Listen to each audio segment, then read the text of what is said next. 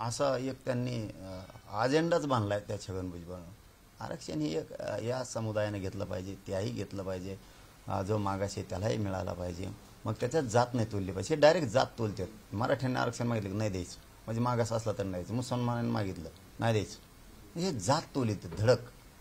हे सुविधा किंवा माणुसकी धर्म किंवा लेकरांना लागतंय आरक्षण जसं आपल्याला लागतं तर दुसऱ्याच्या लागत असेल हे नाही शोधत. ही वादाचा विषयच नाही आहे. पण हे राजकारणी लोक ना, ज्यांच्या राजकीय स्वार्थापोटी यांनी गरीब मारेत आणलाय.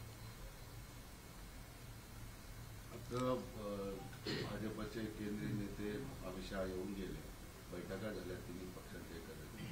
बोलताना ते असं बोललेले की आम्हाला मोठी आंदोलनं हाताळायची सवय आहे. गुर्जर पटेल यांचं आंदोलन आम्ही हाताळून सत्तेवर आलो, मराठ्याचे आंदोलन आम्ही तसंच हाताळू.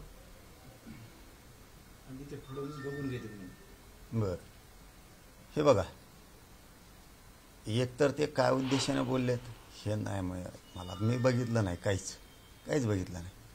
मी माझ्या शरीराच्या वेदना, माझ्या समाजाच्या वेदना मला माहिती आहे, त्यामुळे मी माझ्या याच्यातच होतो, मी बघितलं नाही.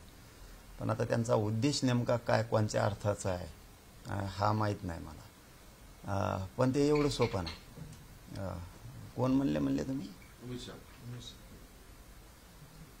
अमित शहा. त्यांना तर बोललो होतो आम्ही, अमित शहा साहेबाला, की शिर्डीला आले ते मोदी साहेब तेव्हा बोला आरक्षणाच्या बाजूनं. एकदा अमित शहा साहेब याला आले होते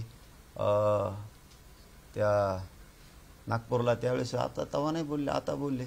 चिलमीत चहा प्यायची वेळ येऊ देऊ नका तुमच्यावर साहेब.